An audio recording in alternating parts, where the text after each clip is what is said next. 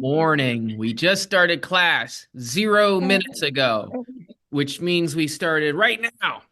Okay, so we're going to continue reading in the book of Genesis Genesis. And we're going to start chapter 9. 9. Good job. Good job.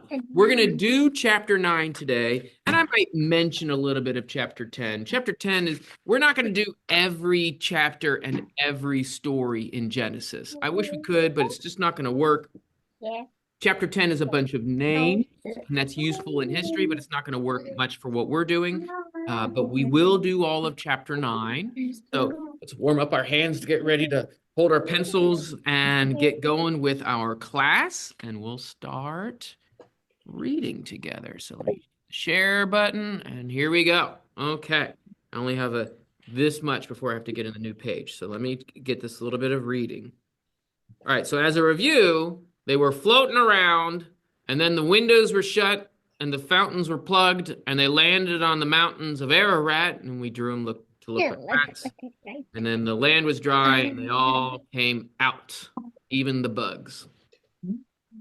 And God blessed Noah and his sons, and said unto them, Be fruitful and multiply, and replenish the earth, and the fear of you and, all right, let me get my new page. Get up here. The fear of you and the dread of you shall be upon every beast of the earth and upon every fowl of the air, with all wherewith the ground teems, and all the fishes of the sea. Into your hand are they delivered. Every moving thing that lives shall be food for you, as the green herb I have given you all. But and all right, I'm going to stop right there. So God blesses Noah. So I'll draw a picture of Noah over here, and I'll give him his big beard. Yeah, no. Right, and we know it's Noah because he has an N on his shirt. Oh, yes, And then there's Shem, Ham, and what's Japheth. with that? They've got the sons. I'll draw a couple sons there. And so we just have Noah and his family, and they're out of the ark.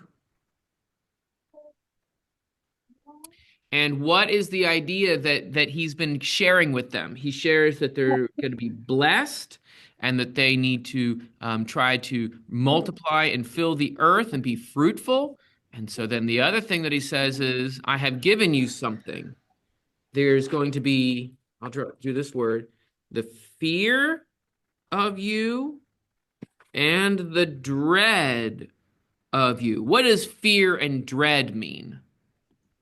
What does fear and dread mean? If you are afraid of your Aunt Agatha and you dread her coming over to your house, how do you feel? Scared. Aunt Agatha's gonna pinch my cheeks, and I don't like that. I dread that. So, like, there's this fear and this dread. So, Noah is gonna have this, he's gonna give that feeling to things. What's gonna feel that way? Every else to start underlining them, right?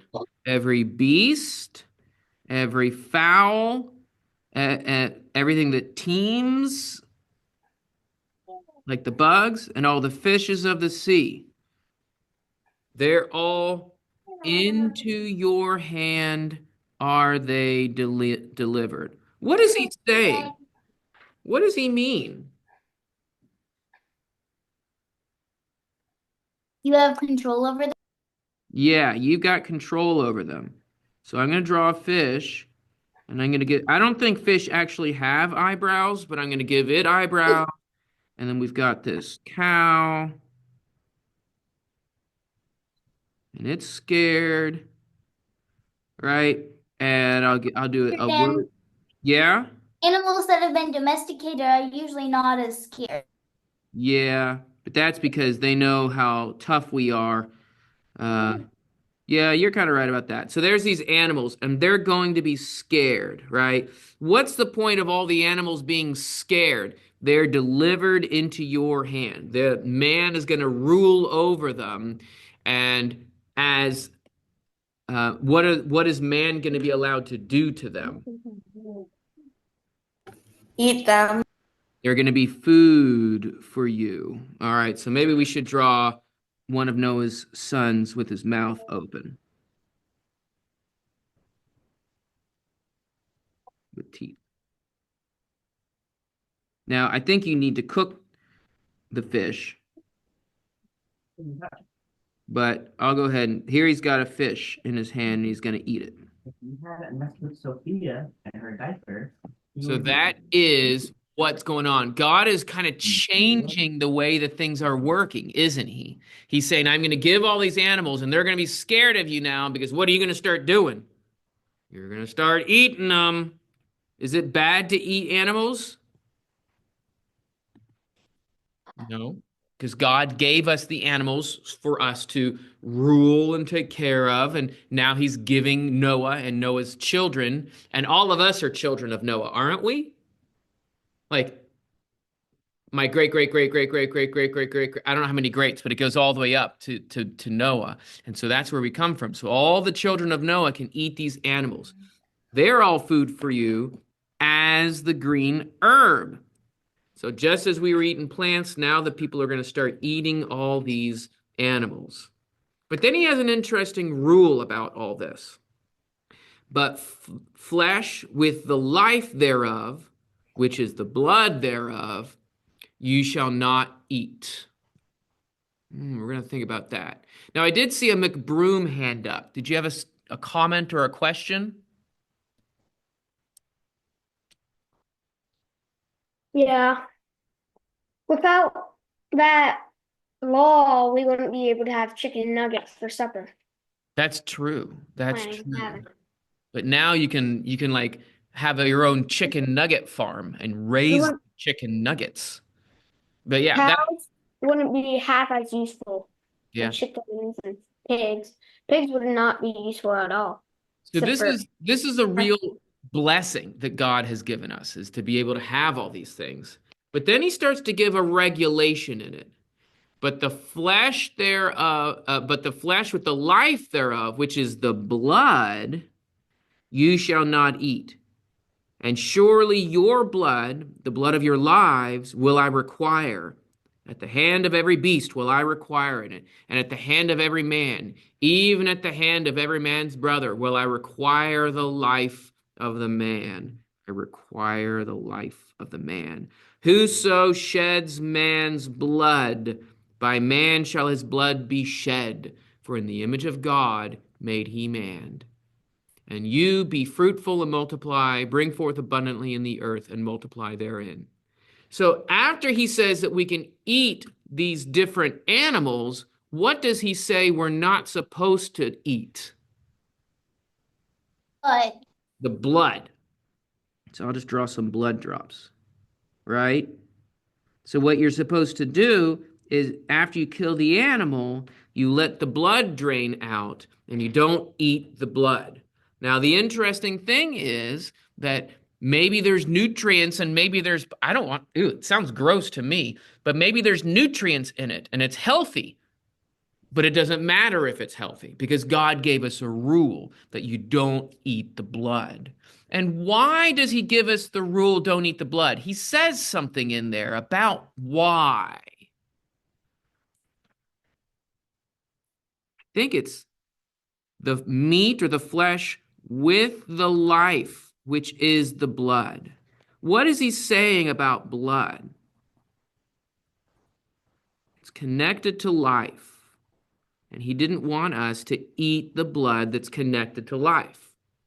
So that's one of the things that he's saying there. We're not going to take part in the blood because that takes part in life. But then he also gives a rule that's in next that I think is interesting. Okay, I see a Dobbs hand up. Yes. Would that rule still apply to us today? Well, I think so. Number one, because this is a major rule for the whole world. For instance, are we still allowed to eat chicken nuggets? Yeah. Do chicken nuggets come from animals? Yeah. So if we're allowed to eat the animals rule, then I think the blood rule continues. But the blood rule was also repeated in the law of Moses, And it was also repeated as a rule in the book of Acts. So this is a rule that God has maintained throughout time. Not everybody in the world obeys it. Some people actually do eat foods that include the blood. But I think that God wants us to not do that from this rule. But that's a good question. But there's another rule connected to the blood. Surely your blood of your lives will I require, right? I will require the life of man. Whoso sheds man's blood, by man's blood shall he be shed. For in the image of God made he man. What is this law? Whoso sheds blood, by man's blood, by man shall his blood be shed. What is that law saying? If you kill somebody, then another man will kill you. Yes. Which doesn't just mean, and sometimes that happens, right? Just kind of like the way people act. If I make a funny face at you, then you might make a funny face at me, because that people like to copy each other. That's not what he's saying here. It's not about copying. It's about punishment.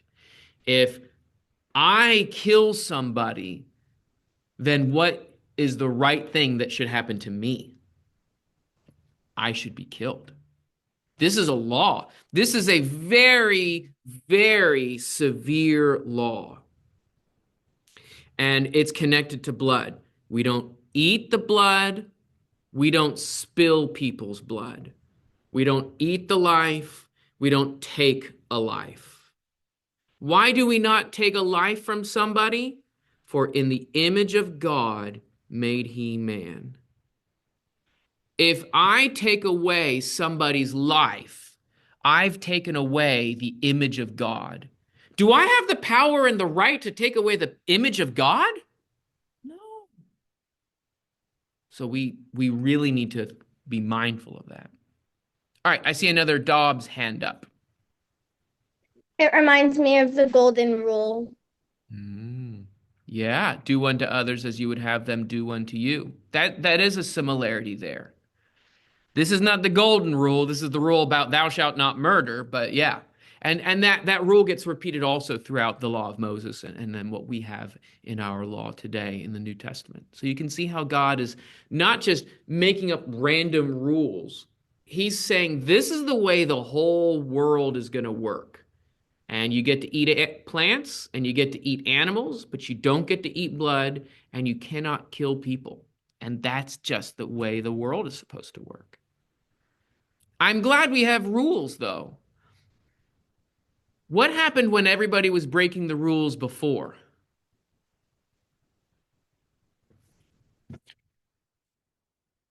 The flood. It was destroyed.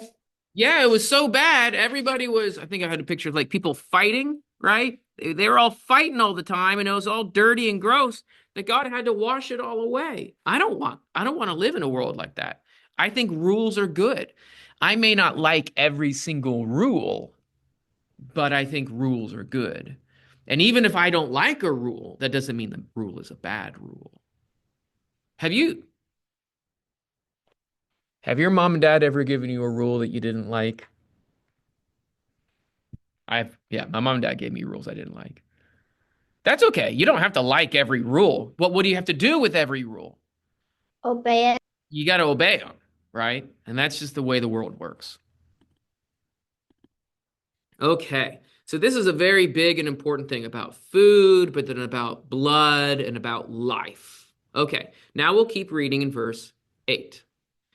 And God spoke unto Noah and his sons, saying, And I, behold, I establish my covenant with you. What's a covenant?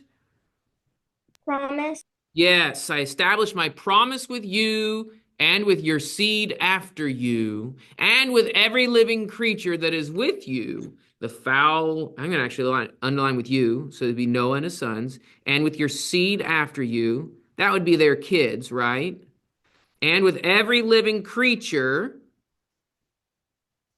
the fowl, the cattle, and every beast of the earth that is with you, and of all that got out of the ark, even every beast of the earth, and I will establish my covenant, he's saying covenant again, with you, Neither shall all flesh be cut off any more by the waters of the flood. Neither shall there be any more, neither any more be a flood to destroy the earth.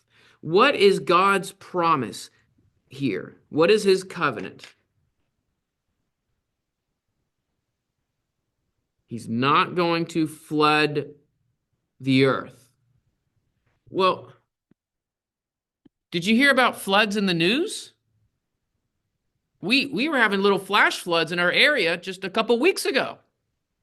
So what's that about? There's Not- still floods, but not flooding the whole earth. Okay, I think that's the difference. I think that's the difference. He's not going to punish the whole globe with the flood. But are parts of the globe going to get some floods? Yeah, I think that's the idea. Yeah. But probably not. Fountains of the deep will open and water will pour from the sky. Right. So, and who is he making this promise with? Just Noah? No, Noah. Everybody. Yeah, everybody as well as every animal. So this is a promise not just to human beings, but to the whole of creation.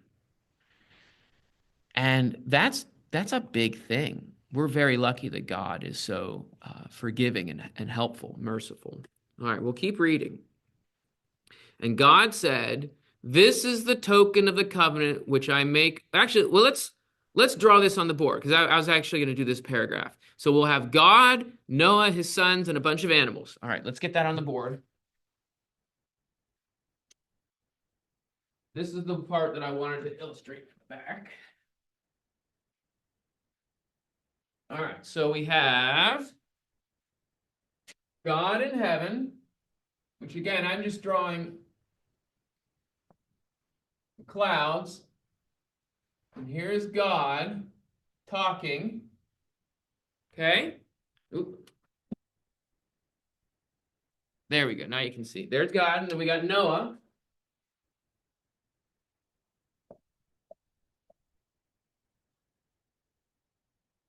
Then we got Shem. I'll draw the ham bone again. Shem, Ham, and Japheth.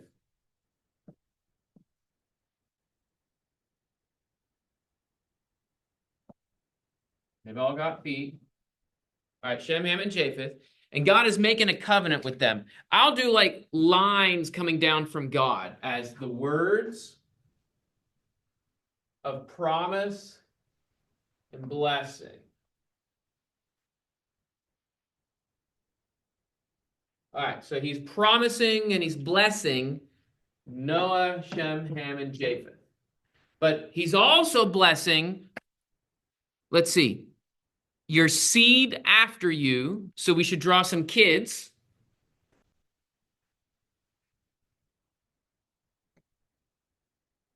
Lots of kids.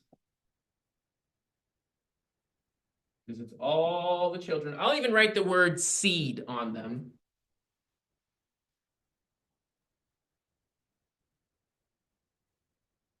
Oh, right. So there's the seed, all these kids that are going to come after you. So that includes us. We're part of the kids. This is a picture of you and me, as well as our parents and people like that. Oh, I see a McBroom hand up. Do you have another question or a comment? Yeah. You could draw him throwing a bow through the sky for a Well, rainbow. We haven't gotten there yet, but we will. All All right, so then he's also going to do a promise with all the creatures and the cattle and the beasts. So I'll draw a cow and a bird. How does that sound? All right, so here's cow.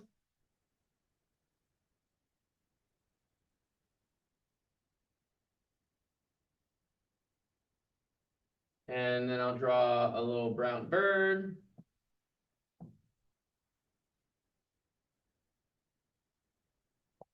All right, so there's bird and a cow. So all the promises that God is making is coming to not just Noah, Shem, Ham, and Japheth, but also to the kids and even to the animals. So God doesn't just God isn't just interested in one person in the whole planet. He's interested in all these people that he's been trying to save. He's interested in their children that are going to come after. He's interested in the animals and the things. He's really interested in all of his creation. And when he did the flood, he cursed and he hurt all of creation. And I don't know every mood that God gets into. I don't know every feeling that God feels, but I get the impression that that was not something that he was happy happened. I don't think he was happy about that kind of cursing. And so now he's making this promise. So let's read on and we'll get to the bow. We'll get to the bow. And God said, "This is the token of the covenant." I'll underline covenant again. "Of the covenant that I make between you and every living creature that is with you for perpetual generations. I do set my bow in the cloud, and it shall be for a token of a covenant between me and the earth. And it shall come to pass, when I bring a cloud over the earth, that the bow shall be seen in the cloud, and I will remember my covenant, which is between me and you and every living creature of the flesh and of the waters, and the waters shall no more become a flood to destroy all flesh. And the bow shall be in the cloud, and I will look upon it, that I may remember the everlasting covenant between God and every living creature of all flesh that is upon the earth." And God said to Noah, "This is the token of the covenant which I established between me and all the flesh that is upon the earth." Boy, he's making lots of promises, and he is talking about his covenant and promises a lot. And he's been saying it up here as well, covenant a whole bunch of times. And he talks about this rainbow is what we call it, but talking about this bow that he establishes in the clouds. So I guess what I need to do is, I don't think this is the cloud up here that he's talking about, because when I draw God in a cloud, I mostly mean that that's like up in heaven. So let me draw another cloud down here. It's almost going to look like it's on the ground. And another cloud over here. All right. And often you have to have rain to get the rainbow, right? You can draw some rain. Can you imagine being Noah or Shem or Ham or Japheth, and all of a sudden it starts raining again, and you think, "Oh no, it's happening again." Can you imagine being a little bit scared of rain? I never thought of that, but I wonder if that was maybe in their mind and maybe scary. All right.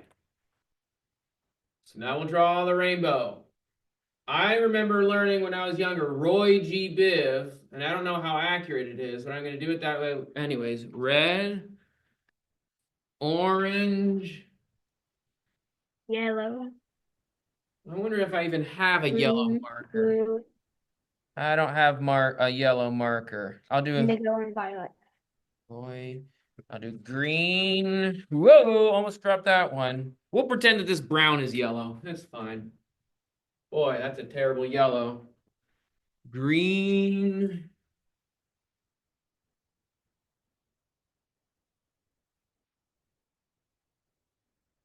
Gee, blue, indigo, violet. I don't have all the colors, but that's fine. Blue.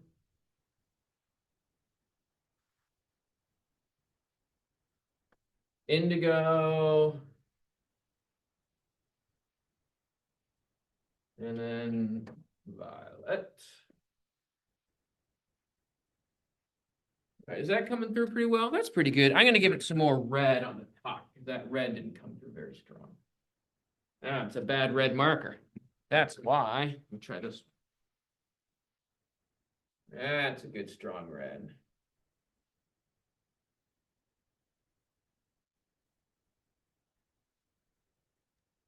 Mr. Dan, Yeah. I like how the rainbow is described as God's weapon. Yeah. Well, what do you mean by that? Tell me about that, because I've heard that idea before. It's as a bow.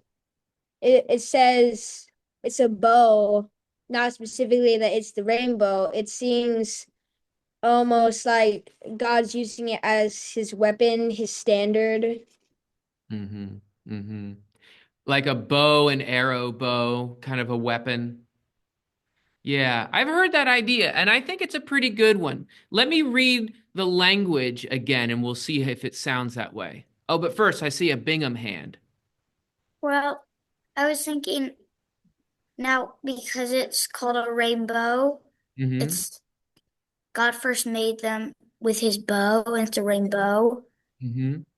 Yeah, I think that that's the connection. Let's read. I was wondering if you guys knew about that idea, and I think it's a good one. So let's read through that text again and see how it sounds. See if it sounds like, okay, the idea would be like this. Let me show you. God's up at, okay, I'm not God, but I'm going to pretend that I'm acting like him, okay? Let me get up high. I'm not that tall. Let me get up high into the sky. All right, here it. Whoa! God wouldn't trip on a chair. So he's up in the clouds and he's been making it rain, and he takes his bow and he sits it down. He puts his bow in the cloud. All right, I'm done, and I let go, and I'm going to leave it there. I'm not going to pick up that weapon again. I'm not going to pick up that bow and arrow, right? Maybe shooting the raindrops is like the arrow. So that's the way people tell it. I think it works. Listen to the text and see if it sounds that way. I do set my bow in the cloud. Almost like he sets it down in the cloud. And it shall be for a token of the covenant or promise. When I bring a cloud over the earth, that the bow shall be seen in the cloud, and I will remember my covenant or promise. So if God is going to bring in a rainstorm and he grabs a cloud and he brings that cloud over and he looks at the cloud and he says, there's my bow. I cannot break my promise. So there's that idea. And how is it down here? And the bow shall be in the cloud, and I will look upon it that I may remember the everlasting covenant or promise between God and every living creature. So I think that that's a good connection. I think that that's a really neat way of thinking about it. Yes, Mr. Dobbs or Ms. Dobbs? There is also, I noticed that in Revelation chapter 4, there's the rainbow around the throne. Mm-hmm. Mm-hmm. So I'm curious what connection there is with that. Yeah, I don't know if it's the same. And it says that it's a emerald. And I'll even draw it because if this is God in heaven, we can imagine him on the throne. And that's a green, I think it's a green bow. So it seems a little different, but again, it's shining out that majesty, shining out that great emerald brightness. And I think that that's neat. And so there's a bit of a connection there. There's a bit of a connection there. Good catch. He Okay. must Oh, shoot, yeah? Mm-hmm. he must shoot rain really quick because sometimes it's really pounding unless he shoots bundles of it at a time. Yeah. Yeah. It's a neat thought. Okay, so here's what we have. We have this great promise where he's going to bless. He's not going to destroy this earth. And in order to keep his promise, he's going to make this bow. Now, here's a question. Is God forgetful? No. Does God need to put up a post-it note in the sky that says, don't forget, don't destroy the earth with a flood? No. So why did God put the rainbow so that he wouldn't forget? If he never forgets, why did he do it? The only thing God really forgets in the Bible is sins sometimes. Mm-hmm. He Okay. says he's willing to Forgive. forgive our sin. Mainly. Here is my For- oh yeah? It's for us also. Yeah, I think that that's the point. God says, whenever I see my bow, I'll remember. What do you think Noah, Shem, Ham, Japheth, and all of his kids think every time they see the bow? Oh, we remember. There's a lot of times when God says stuff like that. I'm going to use this rainbow so I never forget. But God, You never forget. He goes, right, but you sometimes do. And so when we see a rainbow, do you remember God? I do. I think it's kind of neat. God leaves teaching tools for us. All right, let's see what else is in this chapter. Finish it out. And the sons of Noah that went forth of the ark were Shem, and Ham, and Japheth. Ham was the father of Canaan. Have you guys heard of the name Canaan before? There's the land of Canaan. These three were sons of Noah, and of these was the whole earth overspread. And Noah began to be a husbandman. What does husbandman mean? It doesn't mean he began to be a husband. Husbandry and husbandman is talking about farming and raising crops and maybe even working with animals. So he began to be a farmer. I'll underline that in green because he's farming. And Noah planted a vineyard, and he drank the wine and was drunken. Okay. Oh my goodness. Wait a minute.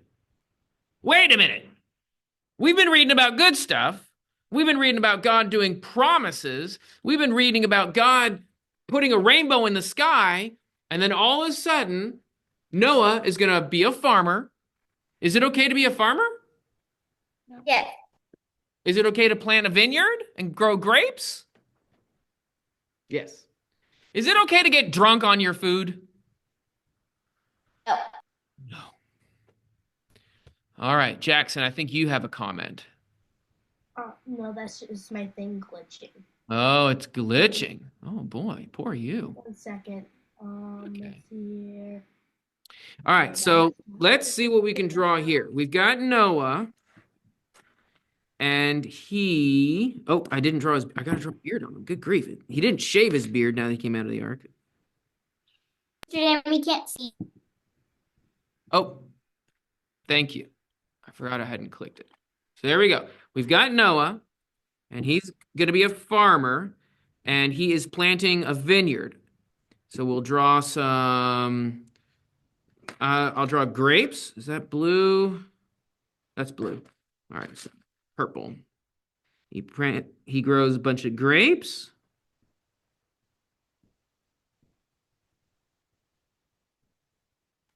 Have you guys eaten grapes before? Yes. Yeah, grapes are good. Is there anything wrong with growing grapes? No. No. But you're able to do bad stuff with good things, aren't you? People do that sometimes. Is every grape juice bad and going to make you drunk? No. Right, Oh, we drink grape juice sometimes. right. Sometimes it can have a little bit of alcohol in the grape juice or in the wine. And here's something interesting. Have you ever used alcohol for, like, sometimes doctors use alcohol to clean a wound, right? Alcohol isn't a bad thing in itself. Some medicines have a little bit of alcohol in them, but it's like you're drinking just a little bit in the medicine, right? Are you supposed to drink a whole bottle of medicine? No. Oh, you have to take it in the doses or you can really hurt yourself. Right. And that's kind of the problem here with Noah. He is growing grapes, and maybe he was just going to make some grape juice, or maybe he wanted to make wine on purpose. I don't know. But what did he do? Not only did he drink wine, he drank enough wine to what? It's drunk. To get drunk. So I'm going to put him like, I don't even know how to draw his drunk eyes. Let's see. Maybe you could just put like a little tornado on top of his head. Yeah, that's a good one. Like that. I got kind of crazy eyes. Right? So there he is. He's all messed up because he's been drinking this wine. Okay. Did you know that the Bible has stories of bad things in them? It's true. The Bible's going to tell you stories about bad things. When you read about them, does it make you want to go, ooh, I want to do that? Oh, you kind of learn that why you shouldn't do these bad things. Let's see what happens here. Noah began to be a husbandman and planted a vineyard, and he drank of the wine and was drunken.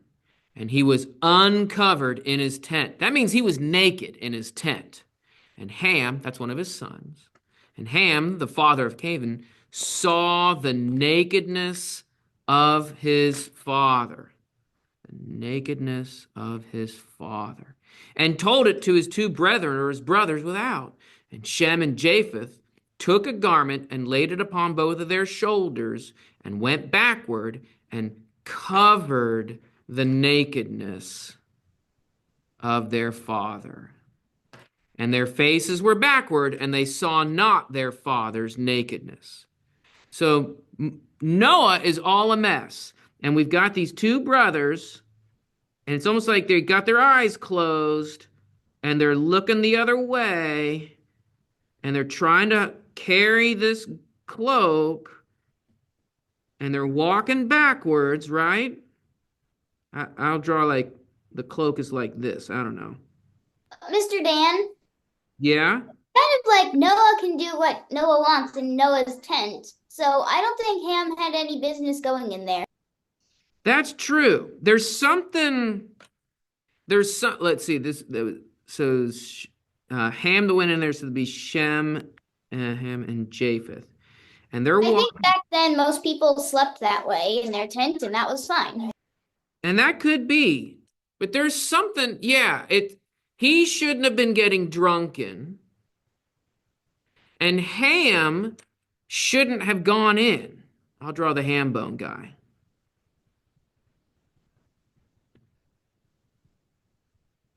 There, he's got like sad eyes.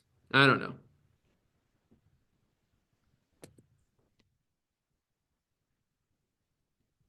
It's an awkward story, guys. I don't really want to read stories about nakedness, but it's in the Bible. And it's not telling a nakedness like, oh, that's a funny story. When you read through it, doesn't it feel a little bit icky? Like, oh, this isn't right. This is wrong. Here is somebody who got drunken. I'll underline that with red. And then he got naked, and he's in his tent, and somebody sees it, and it's just not a good thing. It's just not a good thing. But that's one of the realities. There's a lot of people in this world who are getting drunk with alcohol, or they're taking drugs, and they're getting little tornadoes on their heads, and they're getting messed up. There's people who are doing naked things, and it's just wrong. It's just wrong. We're only on the 7th page of the Bible in my translation. Page 7, and these kinds of sins are happening back then. Are these sins happening today still? Absolutely. And so the Bible is saying we need to stay away from these sins. Don't just kind of laugh about it like Ham was. We need to be more like Shem and Japheth and try to cover it up, cover over that nakedness. Noah awoke from his wine and knew what his youngest son had done to him. And he said, "Cursed be Canaan. A servant of servants shall he be unto his brethren." And he said, "Blessed be the Lord, God, the God of Shem, and let Canaan be his servant. God enlarge Japheth, and let him dwell in the tents of Shem, and let Canaan be his servant." And Noah lived after the flood 350 years, and all the days of Noah were 950 years, and he died. So we see here that when Noah woke up, Noah was upset. He did not like what happened, and he spoke these cursings. He spoke cursings onto the family of Ham, and in particular, the family of Canaan. And here's something interesting. Who in the Old Testament eventually conquers the land of Canaan? A lot of people do. Joshua. Joshua leading the people of Israel. Did you know that the people of Israel are the descendants of Shem? So that when they take over the land of Canaan, it's kind of like it's fulfilling this curse. But it's kind of Canaan was cursed, but Moses was cursed and he was going to go in. Oh, that like Ham was cursed when he walked into it. I think the idea here is that it happens to the whole family of Ham, and then it speaks specifically of Canaan. Because when the book of Genesis was written, it was written to the Israelites who were on their way to go take the land of Canaan. I think that's what it's about. All right, I see a hand up at the Heidi Bunting household. Did you have a comment that you wanted to make? I don't know if you know how to unmute.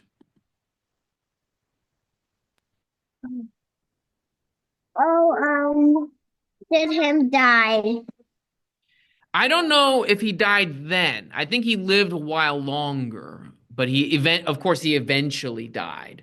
And we can see that in chapter 10. I'm not going to read chapter 10 today, but it says, now these are the generations of the sons of, and we've got Shem and Ham and Japheth had these sons, Gomer and Magog, and the sons of Ham, Cush and Mizraim, Put and Canaan, and then all these, verse 21, and unto Shem, the father of all the children of Eber, the eldest with Japheth, and it just kind of goes on. And so we do find out what their families were like and kind of where they lived on the map. And we're not going to cover that in this class, but we do get that story where that curse happened. So here's a big thing to think about. Sin was such a big problem in the world that God washed away the sin with a huge flood, and he promised to take care of his people, take care of the animals, and to put a bow in the sky to say, I'm never going to wash away the whole world again. And what did Noah do in that first story?